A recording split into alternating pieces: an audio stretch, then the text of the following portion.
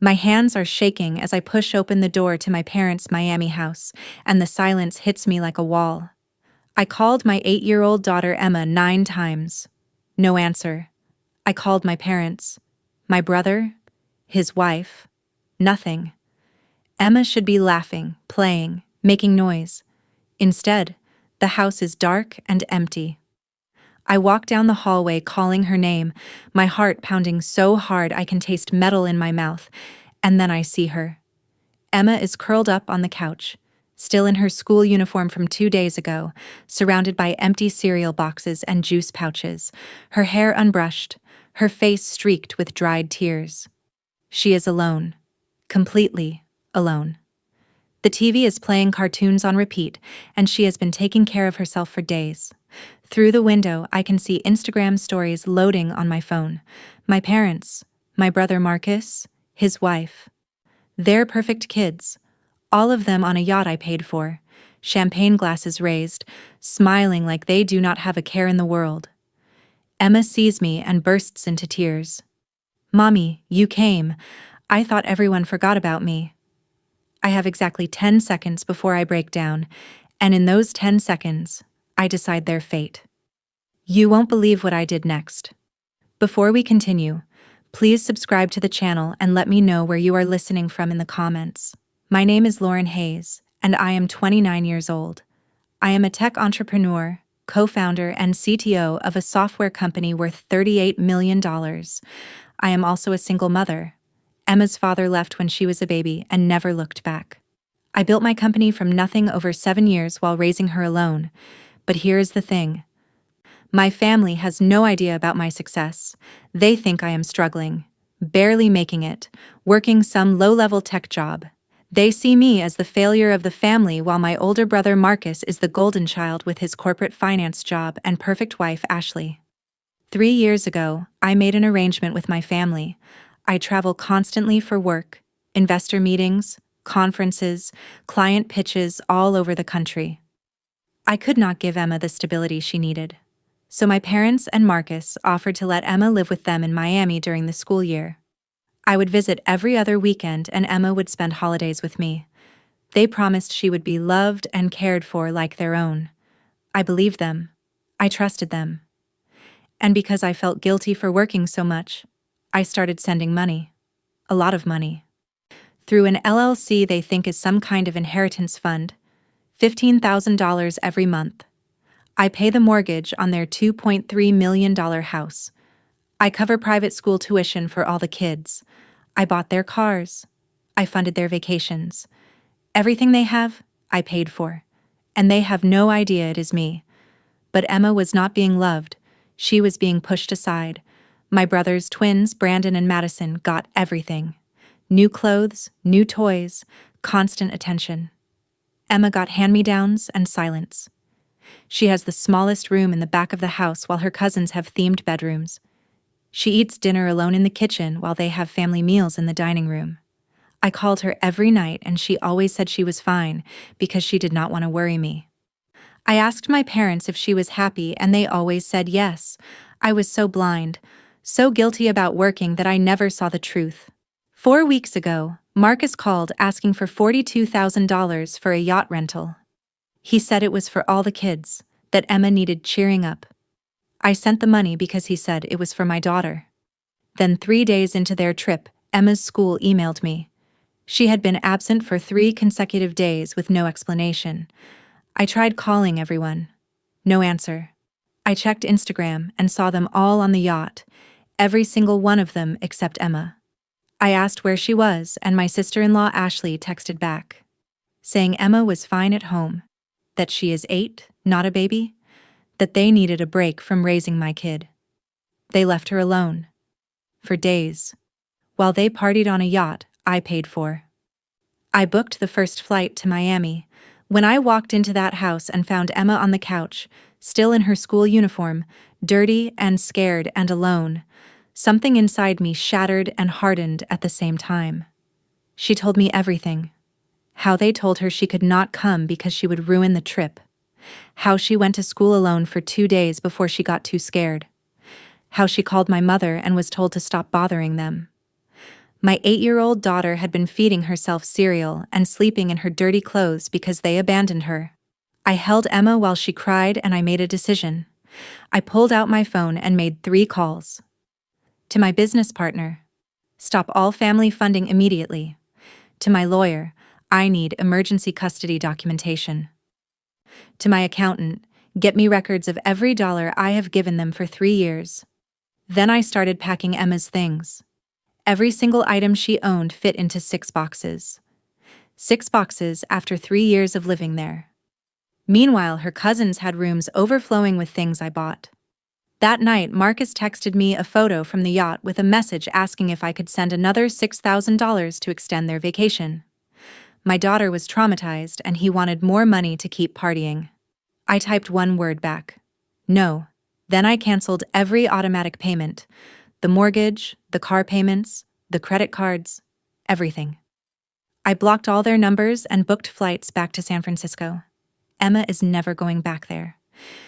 And they are about to learn what happens when you take everything for granted and treat my daughter like she does not matter. Friday morning, their world starts collapsing and they have no idea why. The mortgage payment that was supposed to auto-transfer from my account? Canceled. $8,200 they have not had to think about for 3 years. The car payments for both their Mercedes and Range Rover? Gone. $2,400 a month they took for granted. Every credit card I co-signed? Canceled. $18,000 in balances they never paid off because minimum payments came from my account. The $15,000 monthly allowance? Stopped. Private school tuition payment that was scheduled? Blocked. Within 24 hours, every financial system supporting their luxury life shuts down. Sunday afternoon, they come home from the yacht, tanned and relaxed, posting final vacation photos. Ashley uploads one last sunset shot with the caption, "Back to reality, already missing the ocean life." They walk into the house expecting Emma to be there. Instead, they find her room completely empty. Furniture gone, clothes gone, everything gone. My mother panics thinking there was a break-in, but nothing else is missing. Just Emma. Just everything that belonged to my daughter. Marcus finds my note on the kitchen counter. Emma is with me, where she should have been all along. Don't contact us. Monday morning, reality hits. Marcus checks his bank account and the monthly deposit is not there. He tries his credit cards. Declined. All of them. He calls the credit card companies and they tell him the accounts were closed by the primary holder. By me, Lauren Hayes. He finally puts it together. The mortgage company calls saying the payment bounced. The car dealership says both payments were declined. The private school says tuition bounced, and the twins cannot attend until it is resolved. Within 48 hours, they are drowning. They have an emergency family meeting trying to understand their finances. Marcus makes $6,800 a month after taxes. The mortgage alone is $8,200. Ashley does not work, never has. My parents are retired, living on Social Security and what they thought was inheritance money. They pull out old bank statements and see every transfer came from LH Holdings LLC, Lauren Hayes. Everything they have had for 3 years came from me. The house, the cars, the lifestyle, the vacations. All of it was me working 80-hour weeks while they treated my daughter like a burden. Marcus tries calling me. The number is disconnected. My parents try. Same thing. Ashley tries from different phones. Blocked. They try email, social media, everything. I have blocked them completely. Marcus even tries calling my company after he finally Googles me. The receptionist says I am not available and cannot forward personal calls. He says it is a family emergency. She tells him I specifically instructed them not to forward any calls from family members. They are cut off entirely. Ashley has a meltdown when her credit cards stop working at the salon. The country club drops their membership for non-payment. Her friends start asking questions she cannot answer.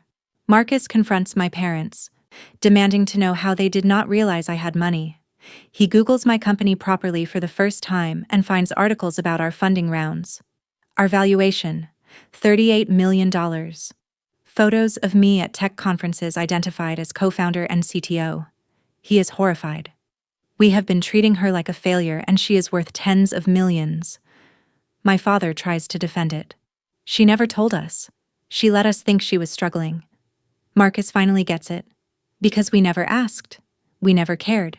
We just took her money and treated her kid like garbage.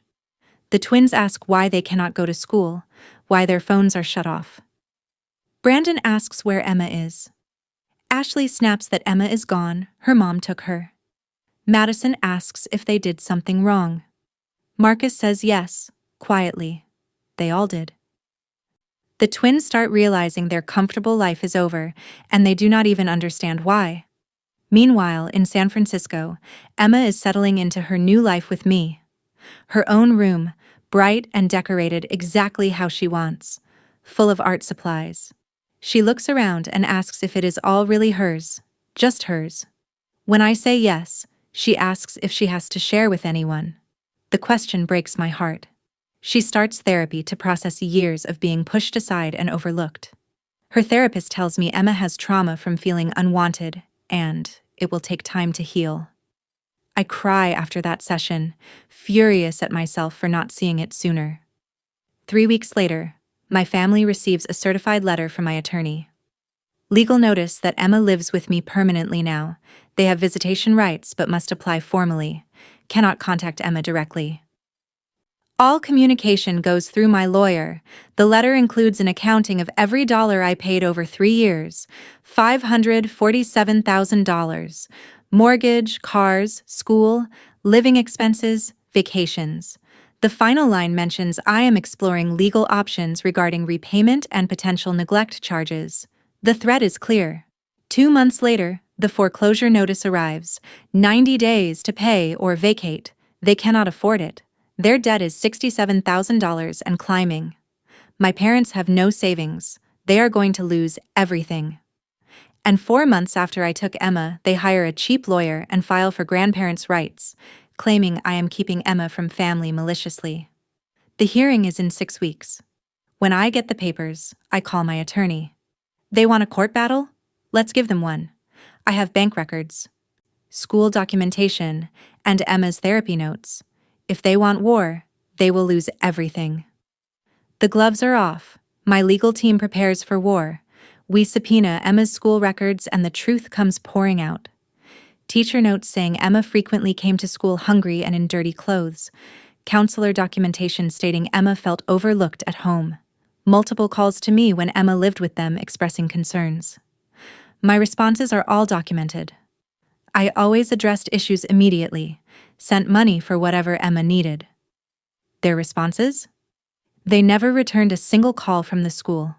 We get Emma's therapist evaluation. The report is devastating.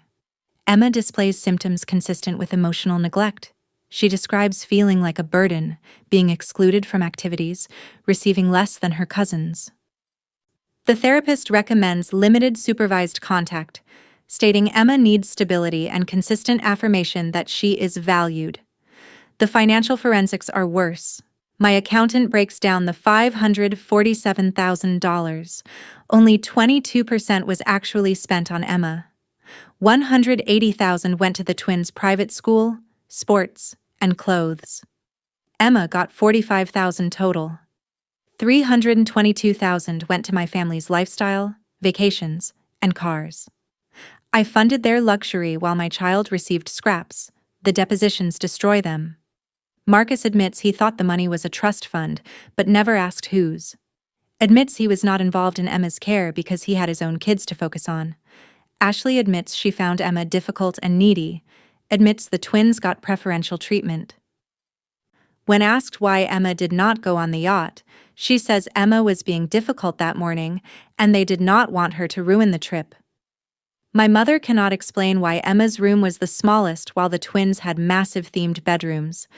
My father admits they relied entirely on my money and thought they were helping me by keeping Emma. The courtroom hearing is packed. Their attorney argues they raised Emma for 3 years and deserve visitation. My attorney presents everything: the bank records, the school reports, the therapist evaluation, text messages where Ashley dismissed my concerns, photos from the day I found Emma alone surrounded by empty food boxes, Then we play audio from Emma's therapy session. Her small voice saying they did not like having her there, that she was extra, that Brandon and Madison were the real grandkids. The courtroom goes completely silent. The judge interviews Emma privately. When she comes back, she looks at my family with something close to disgust. She denies their petition entirely. States there was clear preferential treatment and emotional neglect. Notes that I provided massive financial support while Emma received minimal emotional investment. Says contact with extended family is not in Emma's best interest currently. Grants me full custody and orders them to pay my legal fees, $28,000 added to their debt. If they want to try again, they can petition in 18 months after they have done the work to repair the harm they caused. Outside the courthouse, my mother tries to approach me. Please, can we just talk? I stay calm. The judge gave you 18 months. Use that time to figure out what you did wrong. She insists they always loved Emma. I look at her without emotion. Love is not just a word, it is actions. You had 3 years of chances. I walk away with Emma holding my hand. Emma asks if they are sad. I tell her being sad does not fix what they did. 6 months later, they lose the house to foreclosure. Move into a cramped rental apartment. Marcus works 2 jobs. Ashley works retail and hates every minute. My family is broke, in debt, paying off my legal fees in installments. Their credit is destroyed and their lifestyle is gone. Emma is thriving, excelling in school, making friends, taking the art classes she loves. In therapy, she says she used to think something was wrong with her. Now she knows it was not her. They just could not see how special she is. At her art show, her painting is titled Home and shows us together. I watch her smile, confident and happy, and realize how close I came to losing her to their neglect. 2 years later, the family petitions for supervised visits. I let Emma decide. She agrees to try but tells me if they make her feel bad again, she is done. The visits are awkward. They are trying now, but Emma stays distant. She tells the judge later she will see them sometimes, but her home is with me. They cannot erase what happened. The judge approves her wishes. My family accepts it, knowing it is more than they deserve. They wanted to use me and discard my daughter. Instead, I took everything and gave Emma the life she always deserved. Thanks for listening to the end. Don't forget to like and subscribe for more stories about parents who protected their children and demanded accountability. Let me know in the comments, would you have let them back into your life or cut them off forever? I will see you in the next one.